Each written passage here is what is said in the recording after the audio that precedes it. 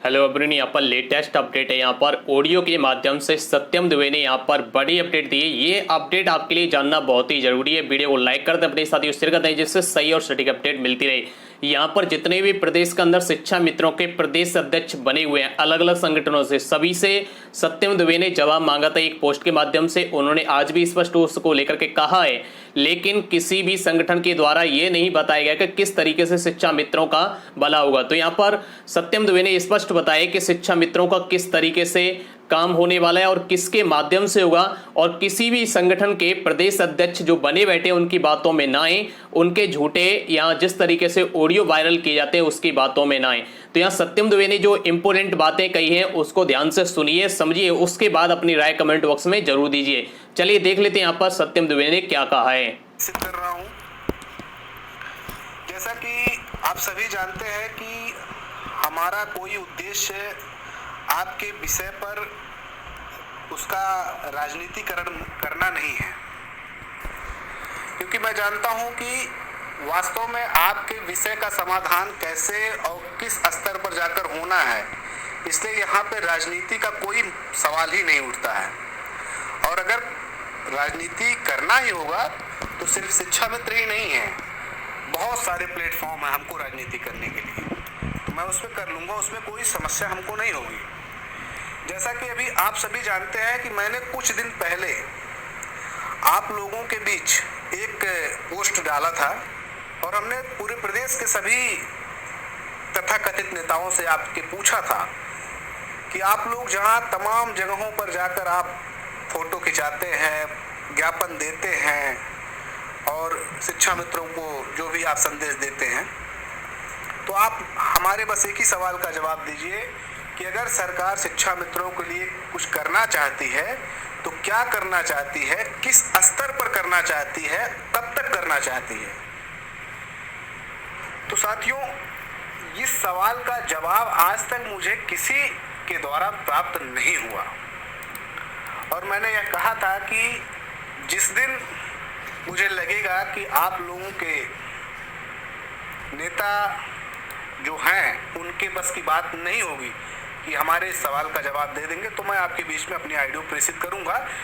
आज भी वह समय नहीं था मेरा ऑडियो प्रेषित करने का, लेकिन आज मैं कर रहा हूं और बहुत ज़्यादा मुझे इस पर कहना कुछ नहीं है, क्योंकि वास्तविकता यह है कि आपके विषय पर जो भी निर्णय होना है वह सरकार के द्वारा नहीं होना है। आपके विषय पर जो भी नीति और जो भी जियो बनना है वह संघ की तरफ से डिसाइड होना है।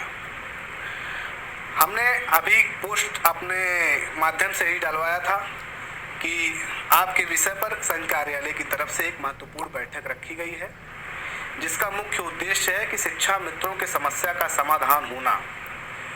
बहुत सारे लोग ये कहते हैं कि हम उप मुख्यमंत्री, मुख्यमंत्री, कैबिनेट मंत्री, फलना मंत्री किसी से मिलकर जो है आपका कोई काम करा सकते हैं, तो ये गलतफहमी में आप है। कोई आपके कार्य को जब तक संघ इसका एजेंडा नहीं तैयार करेगी तब तक कोई मंत्री, उप मुख्यमंत्री कुछ नहीं कर सकता। साथियों, इसी विषय को लेकर हमारी एक बहुत पहले मीटिंग हुई थी, जिसके बारे में हमको ऊपर से सख्त निर्देश हुआ था कि इस विषय का कोई राजनीतिकरण नहीं होना चाहिए और खास करके अपने नेताओं को इस विषय से दूर रखिएगा। मैंने वही काम किया और मैं वही करते चला आ रहा था। कल 13 तारीख शाम को 3 बजे वर्चुअल मीटिंग का समय मिला है, जिसकी वजह से मैंने अपने कुछ लोगों को जुड़ने के लिए उसमें हमने इनवाइट किया है, और लिंक भी उन्हीं लोगों को जाएगा जो नेता टाइप के लोग नहीं हैं, क्योंकि इस मीटिंग का मुख्य उद्देश्य है, थोड़ा सा आपको हिंट मैं देना चाहता हूं कि आपका कार्य किस स्तर पर होगा और कैसे होगा। तो साथियों, आप इतना मान के चलिए, सर्वप्रथम आपके कार्यों का वर्गीकरण होगा, क्योंकि जब मैं उस मीटिंग में, संघ के मीटिंग में शामिल हुआ था, तो हमसे सबसे पहले यही सवाल पूछा गया कि वास्तव में शिक्षा मित्रों का कार्य क्या है।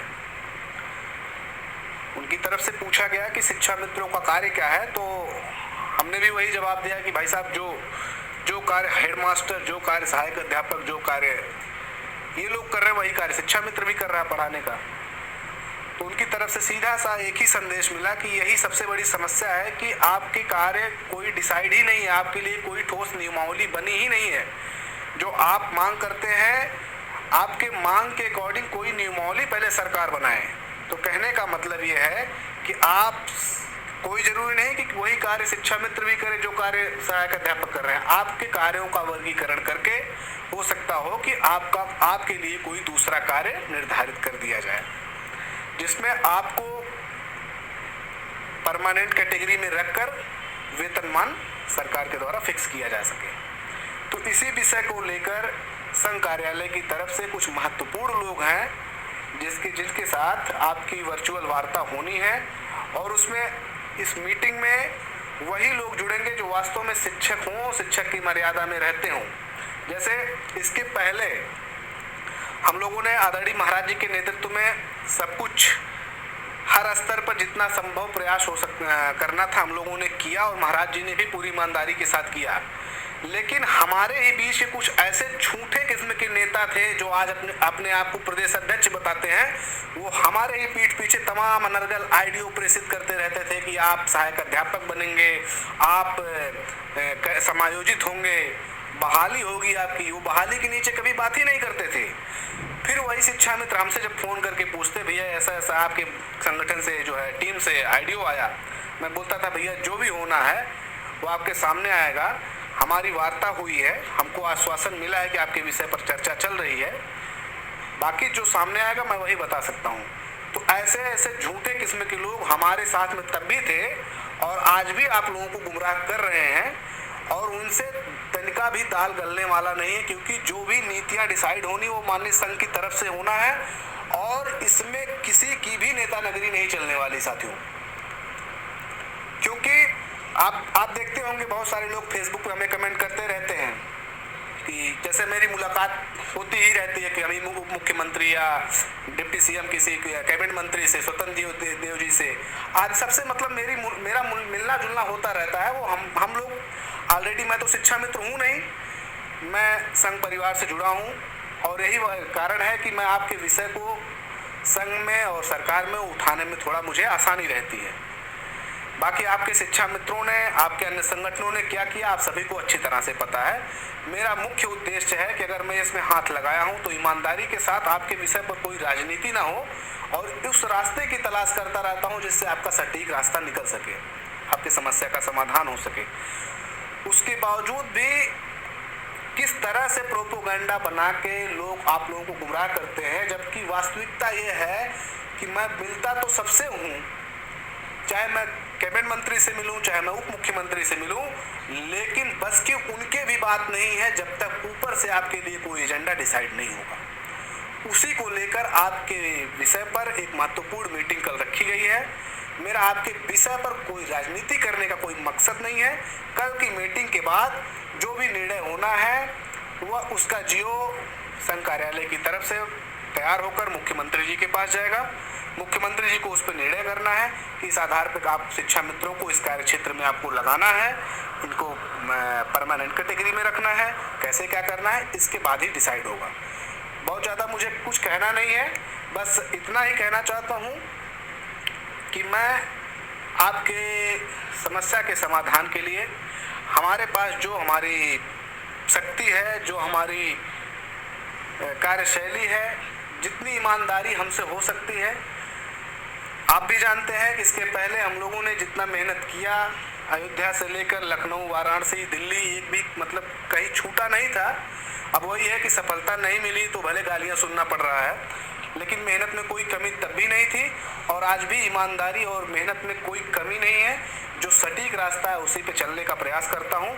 बाकी हनुमान जी का आशीर्वाद है, आप लोगों का आशीर्वाद रहेगा तो निश्चित है कि इस ईमानदारी का फल बहुत अच्छा मिलेगा, और आप लोगों को वह चीज़ जरूर मिलेगा जो आप चाहते हैं।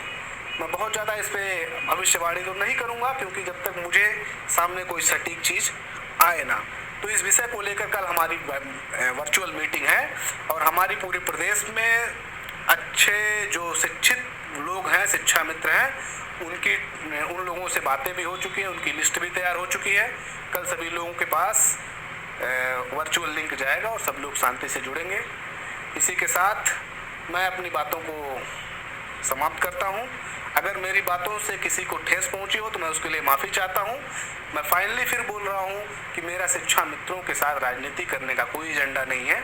बहुत सारे लोग हैं शिक्षा मित्रों, हमारी उम्र के बहुत सारे शिक्षा मित्रों के बच्चे हैं, बेटे हैं, कुछ ना कुछ कर ही रहे हैं। हम भी अपना कोई ना कोई काम कर ही रहे हैं। और अगर भगवान ने कुछ बुद्धि विवेक दिया है तो आप लोगों के लिए ईमानदारी के साथ प्रयास करता हूं। फाइनली इस रास्ते पे पहुंचा हूं कि जो भी काम आपका होना है, जब तक उस पर संघ का हाथ नहीं होगा तब तक आपके कार्यों को कोई डिसाइड नहीं कर सकता। और वह समय आ गया है, संघ आपके साथ है और बहुत जल्दी आपके कार्यों का वर्गीकरण करके आपको आपकी समस्या का समाधान होगा। धन्यवाद। जय श्री राम, जय हिंद।